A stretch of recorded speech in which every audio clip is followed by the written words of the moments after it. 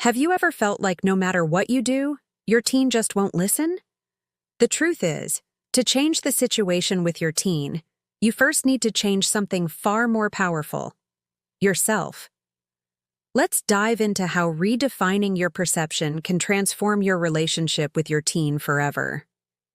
As parents, we often feel stuck. The door slams, the eye rolls, the silence. It's easy to think our teen is the problem. But here's the reality. How we see a situation shapes how we react to it, and how we react shapes everything. In this video, I'm going to show you how changing your perception can rebuild trust, improve communication, and create the connection you've been craving with your teen. But first, let us talk about what perception really is and what it means to change it. Perception is how we interpret and make sense of the world around us. It's shaped by our experiences, beliefs, and emotions, acting like a filter through which we see situations and people. What we perceive isn't always the full truth. It's our version of reality based on what we focus on.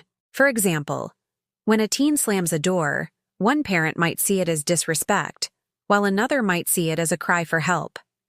Changing perception means stepping back, questioning our assumptions, and being open to seeing things differently to create better understanding and connection. Now let's move on to some problems, solutions, and a step-by-step guide on how to do this. Problem 1. Reacting based on assumptions. When teens act out, we often assume the worst. They're lazy, disrespectful, or ungrateful. These assumptions create frustration and judgment instead of solutions. The problem. Jumping to conclusions can make your teen feel misunderstood and defensive, driving an emotional wedge between you. One simple solution. Pause. Before reacting, ask yourself, what might they be feeling right now? Shifting from judgment to curiosity can open a door to understanding. Steps to solve. Recognize the trigger. Notice when frustration rises. Pause for 10 seconds. Breathe and resist reacting immediately. Reframe. Replace. They're lazy with, what's causing this behavior? Problem 2. Expecting teens to see things like adults. We sometimes forget our teens' brains are still developing, especially when it comes to handling emotions and making decisions. The problem, when we expect adult-level reasoning, we set them up for failure and ourselves for disappointment. One simple solution. Empathy is the bridge. Meet them where they are instead of where you think they should be.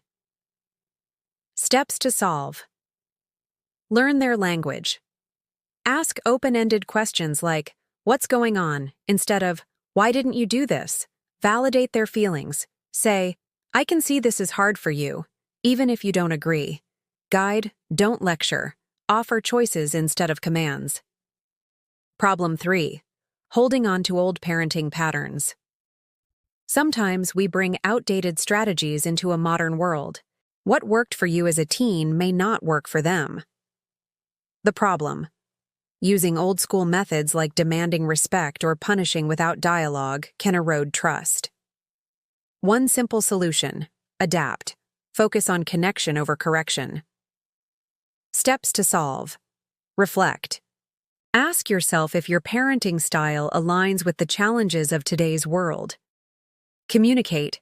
Say, let's figure this out together, instead of imposing your will. Model growth. Let them see you adapting and learning.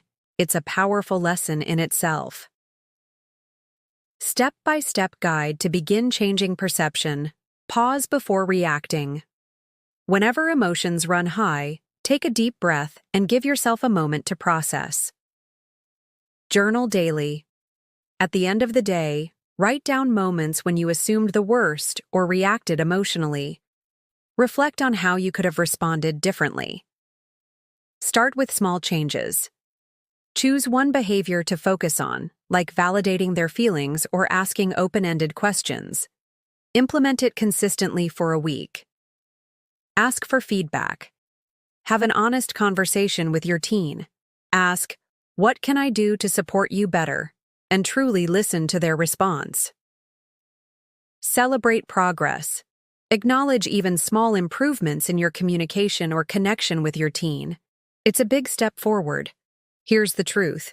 Your teen doesn't need a perfect parent. They need a present one. By changing how you see and respond to them, you're not just changing the situation, you're changing their future. Start small. This week, pause before reacting, validate their feelings, and choose connection over correction. Trust me, these tiny shifts lead to big transformations. And if you're ready to learn more, subscribe to my channel, follow me on social media, and leave a comment below about which problem resonated with you most. Comment for episode 2. In part 2, we are going to explain why is parenting principles the core foundation for parenting, and we will reveal to you how critical and effective it is, and how effective it is once you have the right foundation.